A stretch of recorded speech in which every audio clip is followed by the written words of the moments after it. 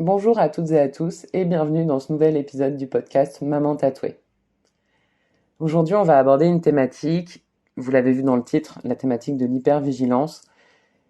Et vous l'entendez peut-être, je suis un peu hésitante. C'est pas évident de vous parler de ça, mais ça fait plusieurs mois que j'en ai envie. J'ai aussi pu constater, grâce à vos retours sur mon contenu, que ça pouvait être également un besoin pour des personnes. Et effectivement, je me dis que si pendant ma grossesse, j'avais pu entendre ne serait-ce qu'un témoignage sur la question de l'hypervigilance, ça m'aurait certainement aidé. Et, euh, et donc, j'ai pas la prétention de vous aider, mais en tout cas, j'ai envie de vous partager ce récit. Et puis, si ça peut servir ne serait-ce qu'à une seule personne, voilà, je serais absolument ravie d'avoir pris le temps d'enregistrer cet épisode de podcast. Lorsque on était à la maternité après l'accouchement, mon bébé était, comme tous les nouveau-nés, un tout petit bébé, tout fragile. Et à ce moment-là, mais vraiment tombé dessus, tous les dangers qui pouvaient frapper cette vie jeune et encore fragile, en fait. Parce qu'un bébé, c'est un être de vulnérabilité. Et il dépend complètement de nous pour survivre, pour grandir et être en bonne santé. Et là, euh, et là, je pense que vu que j'ai déjà un terrain un peu anxieux, et ça, c'est pas nécessairement ce que j'aime le plus aborder sur ma chaîne YouTube, mais je vais le préciser rapidement. Vu que j'ai vécu des violences en contexte familial pendant l'enfance et l'adolescence, que j'ai vécu de la maltraitance, j'ai tendance à être quelqu'un d'anxieux. J'ai eu du stress post-traumatique pendant plusieurs années. Ça n'a pas nécessairement été extrêmement bien guéri, etc. Ce qui fait que, je suis une personne anxieuse, qui a un terrain anxieux en tout cas. Ce qui m'empêche pas dans le quotidien d'être quelqu'un qui se sent heureux et de joyeux, mais j'ai une tendance à beaucoup anticiper les choses, à essayer de me sécuriser au maximum. Donc, vous imaginez que j'aime avoir le contrôle, tout en ayant conscience, bien sûr, que le contrôle, on peut pas vraiment l'avoir, mais je vais chercher quand même à optimiser, à organiser. Mais si vous connaissez la chaîne YouTube, vous avez peut-être déjà remarqué ça. Voilà, essayez toujours d'anticiper. Et c'est pas toujours la meilleure stratégie en plus, hein. J'apprends de plus en plus en vieillissant à lâcher prise, à me faire plus confiance. J'apprends de plus en plus aussi à travailler sur cette anxiété. Mais en tout cas, voilà, sans rentrer plus loin, plus en avant sur cette thématique, si elle vous intéresse, dites-le moi en commentaire et j'aurai l'occasion certainement de vous enregistrer un épisode de podcast ou de vous faire une vidéo à ce sujet. Mais ce que je voulais vous dire, c'est que j'ai en tout cas de base un terrain anxieux. Et ça me semble être un terreau favorable au développement et à la croissance de l'hypervigilance.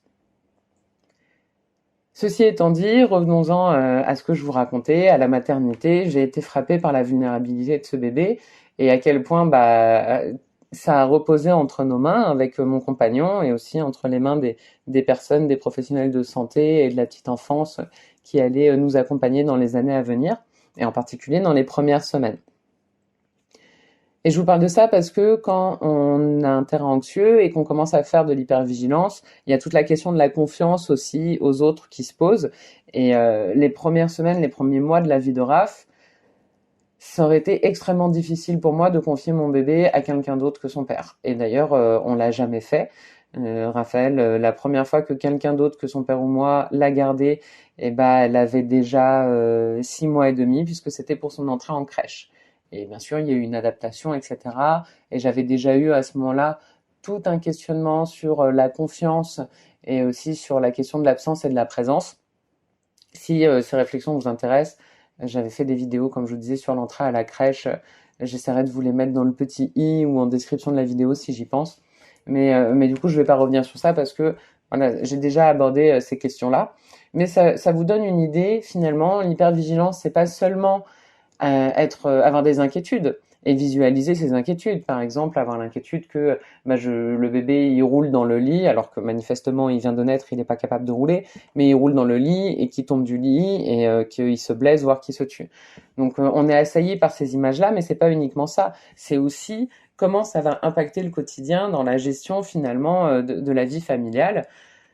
parce que avec le syndrome de l'hypervigilance que j'avais, il était juste hors de question pour moi de laisser Raphaël, par exemple, à une voisine de confiance, ou plutôt de confiance en tout cas, dont j'avais pu moi garder le nouveau-né sans aucun problème.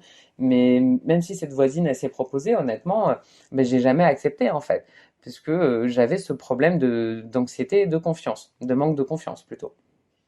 Et donc ça a été super super difficile cette période parce que j'avais aussi l'impression que plus j'étais fatiguée, plus j'étais anxieuse et plus je faisais de l'hypervigilance. Et l'hypervigilance, c'est un cercle vicieux parce que ça nous empêche de dormir puisqu'on ressasse des choses très négatives, des images de bébé. Voilà, moi j'avais très très peur que mon bébé en fait s'endorme et ne se réveille pas, dans le sens qu'il arrête de respirer. Donc ça m'arrivait de me réveiller la nuit et d'aller vérifier voilà que mon bébé était bien en train de respirer. Euh, C'était plein de trucs comme ça, des inquiétudes qui sont bien sûr importantes. C'est important de les avoir et on les a pas pour rien. On les a parce que tout notre corps, il est fait là pour protéger cet être. C'est voilà, ça fait partie de nous quoi. À ce moment-là, j'ai envie de dire ça découle certainement de logique physiologique, hormonale, métabolique, que sais-je. Mais il se passe quelque chose. Nous sommes des mammifères.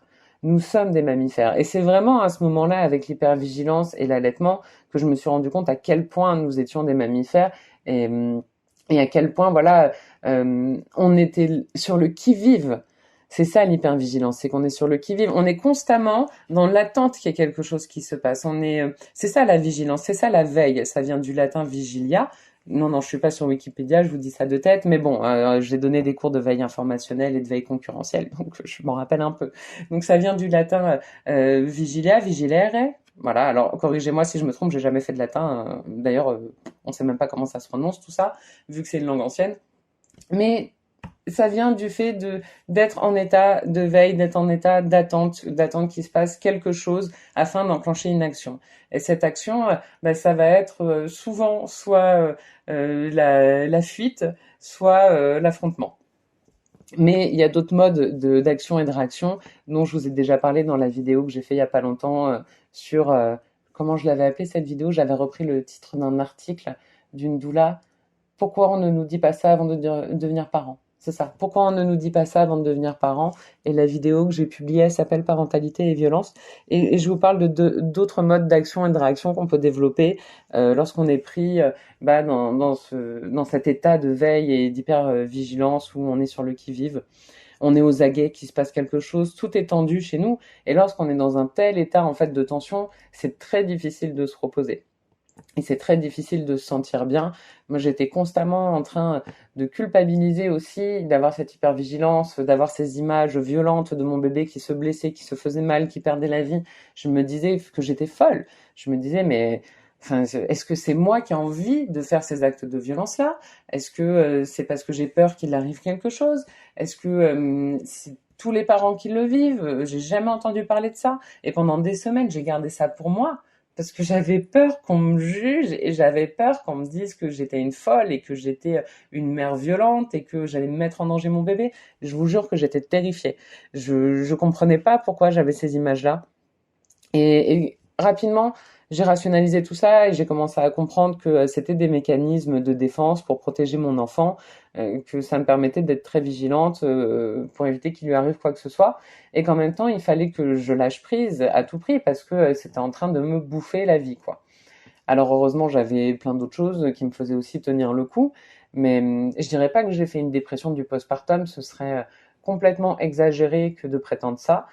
C'est très loin, je pense, de ce que j'ai vécu. Néanmoins, ça m'a mené la vie dure et ça m'a fait déprimer à des moments. Voilà. Je suis très loin d'avoir fait une dépression du postpartum. Hein. Faut pas se victimiser non plus. C'est une maladie de faire une dépression, c'est sérieux. Par contre, j'ai eu des coups de déprime par rapport à ça. J'ai eu des coups de blues par rapport à ça. Et ça a été dur pour le moral à des moments à cause de ça.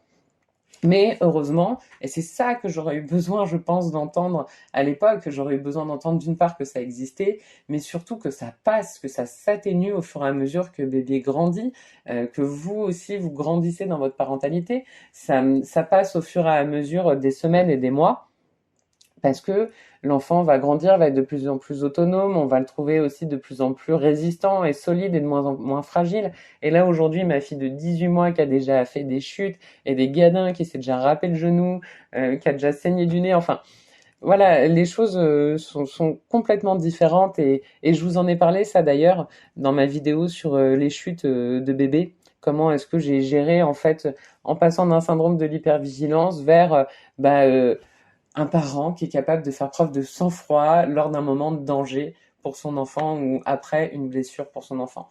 Et alors je dis pas que je serai toujours absolument maître de mon sang-froid et de mon calme, de mes nerfs, de mes nerfs, mais en tout cas voilà, j'ai énormément progressé sur ces questions et, et franchement, je pense que c'est aussi en partie grâce à la crèche, le fait de m'être rendu compte qu'il y avait des espaces de confiance et de bienveillance pour ma fille, autre qu'avec son père et moi. Ça a été une étape incroyable et je suis vraiment reconnaissante au quotidien de l'endroit où Raphaël est à la crèche. Et tous les jours, avant de partir, quand je récupère ma fille, je leur dis merci pour vos bons soins parce que je sais qu'elle y est bien et qu'elle y est heureuse et clairement ça se voit. Donc, euh, donc, euh, donc voilà, ça, cette étape de la crèche, ça m'a fait du bien. Davantage prendre confiance en moi dans ma parentalité, davantage faire confiance aussi en ma fille et en sa capacité à faire son chemin, quoi, et à traverser l'adversité à des moments. Ce que je voulais aussi vous dire, c'est que l'hypervigilance, je me suis rendu compte qu'il y a énormément de parents qui en souffraient, qu'il y a énormément de pères qui en souffraient également. Alors chacun à ses échelles et à sa façon, mais c'est quelque chose qui revient quand même beaucoup quand je discute avec les parents autour de moi. Et j'espère que ce petit témoignage, même s'il est court et que je suis pas rentrée énormément dans de l'information sur c'est quoi l'hypervigilance et que faire, etc. Je pense que, voilà, si je devais conclure, je vous dirais, c'est OK d'avoir de l'anxiété et de faire de l'hypervigilance quand on est jeune parent. Je pense que ça fait partie aussi du processus physiologique et d'adaptation vers la parentalité et dans la parentalité. Néanmoins, je vous dirais que euh, c'est ok, donc c'est ok d'en parler aussi. Parlez-en à des personnes de confiance autour de vous, que ce soit votre conjoint, votre conjointe, que ce soit vos professionnels de santé, que ce soit vos professionnels de la santé mentale ou des personnes qui vous accompagnent dans, je sais pas moi, une auxiliaire de puriculture ou votre doula ou votre mère ou votre père, etc. Voilà, n'hésitez pas à en parler. Si vous avez honte d'en parler, ce que je peux comprendre, vous pouvez peut-être écrire les choses, vous pouvez peut-être voilà, trouver des activités qui vont à vous vous apporter de l'apaisement. Moi, à ce moment-là, j'ai pas hésité à essayer de réinsérer dans mes quotidiens des activités qui me permettaient de voilà, essayer de chasser cette anxiété et remettre de la sérénité. Mais vous avez certainement des choses qui vous apaisent. Mobilisez les ressources qui sont en vous, vous les connaissez, vous savez ce qui marche sur votre personne. Donc voilà. Et puis, si ça perdure, comme je vous disais, bien sûr, il y a des professionnels de santé, de la santé mentale qui pourront vous accompagner plus en avant. Et surtout, soyez rassurés, c'est comme les nuits difficiles, c'est comme tout ce qui est difficile dans la parentalité, c'est pendant un temps et ça passe. C'est promis, ça va passer. Voilà, ça va passer. Si vous avez besoin, déchargez-vous dans l'espace de commentaires, dites-moi à quel point c'est dur et ce qui vous bouffe, et je serai ravie de vous lire et de vous apporter un peu de soutien, même si je pourrais certainement pas vous apporter grand-chose de plus.